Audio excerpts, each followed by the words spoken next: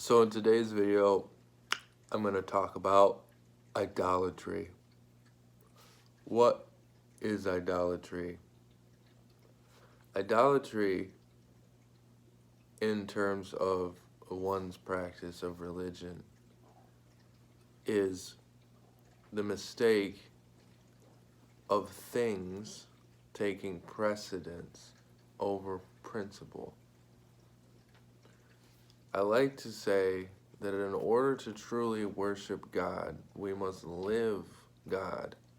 And by living God or godly lives to the best of our awareness means conducting ourselves in moral principle. That is what worship really is. All the ritual, all the prayers, the books, the mantras, everything is embellishment of that core thing, that we harbor principle within our hearts and enact principle, meaning morals, in our lives. But idolatry is like the dysfunction of that principle. It's not as common in the West, or in this day and age. Well, actually, it is. It's not as obvious. I mean, idolatry, when we necessarily think of idolatry, we think of, the golden calf or a graven image of God or whatever. But idolatry can mean a lot more than that. Excuse me. So I wanted to demonstrate today with an actual idol that I own. This is a little statue I have of Thoth. Thoth is from the Egyptian pantheon, the ancient Egyptian pantheon. It's Thoth or Thoth or however it's pronounced. It's not actually, it's the Greek rendering of the original name of Thoth, which is Jehuti. So it's Greek anyway. But Thoth was the Egyptian god of writing and wisdom, among other things. He has a whole story of his own and stuff.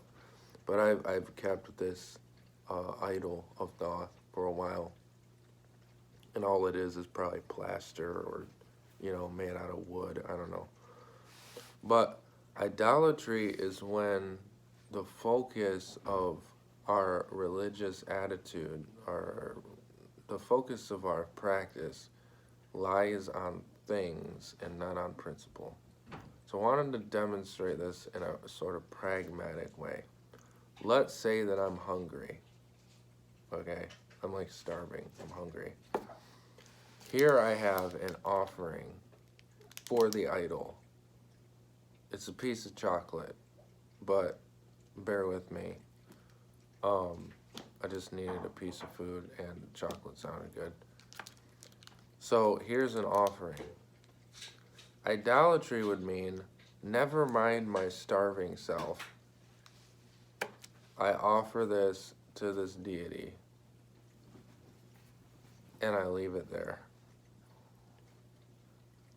This is offered to God instead, to what I perceive as the wholeness of God.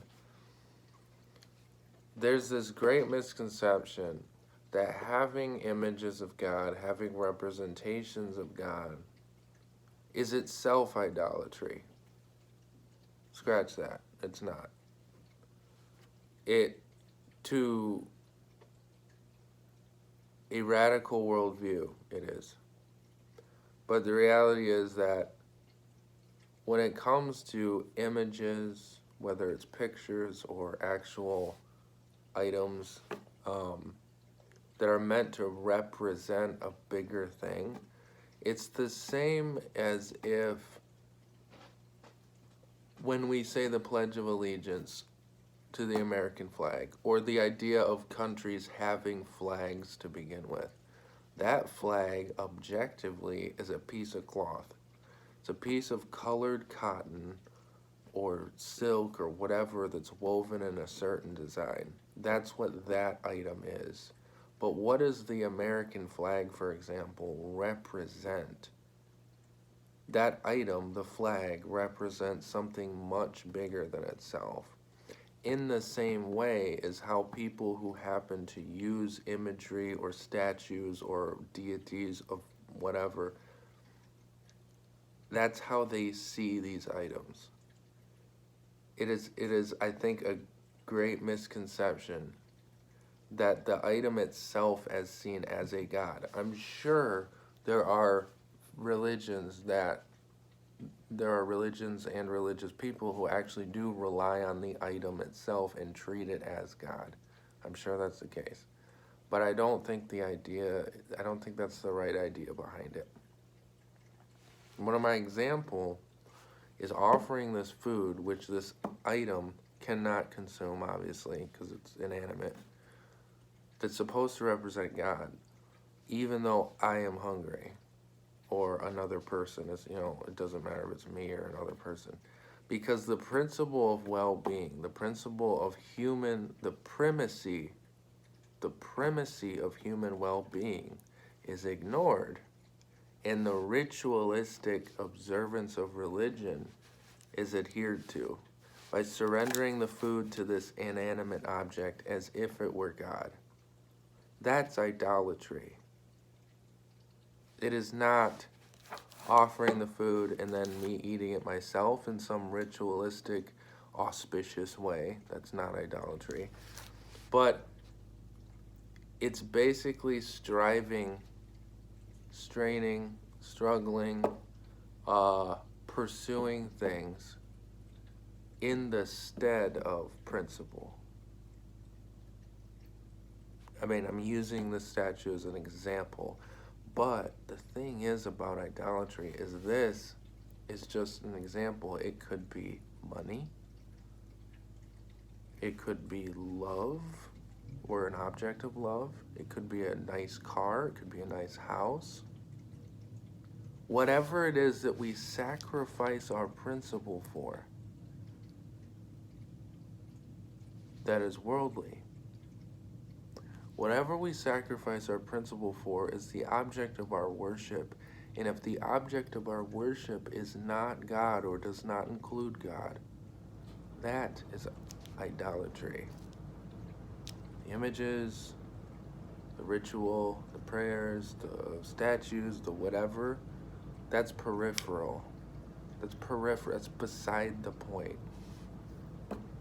The point of idolatry being a violation of proper practice is that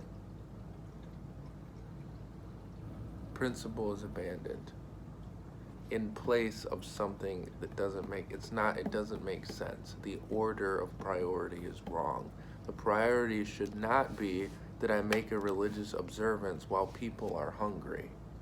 The point is that you feed the people and then you make the observance. You feed yourself, and then you make the observance. Just like when Christ or Jesus, when he's talking about the Pharisees come up to him and confront him when him and his disciples are out and about in the field and they're like gathering grains and stuff. And they say, look, you're working on the Sabbath, you're violating the law. But Jesus and his disciples are merely working because they hunger and they need food.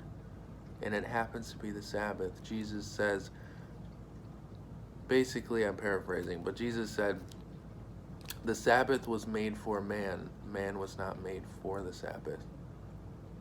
Don't make the Sabbath into an idol. Don't place the Sabbath above the precedence of human well-being, the entire point and purpose of religion and faith. That is superstition, and it is false.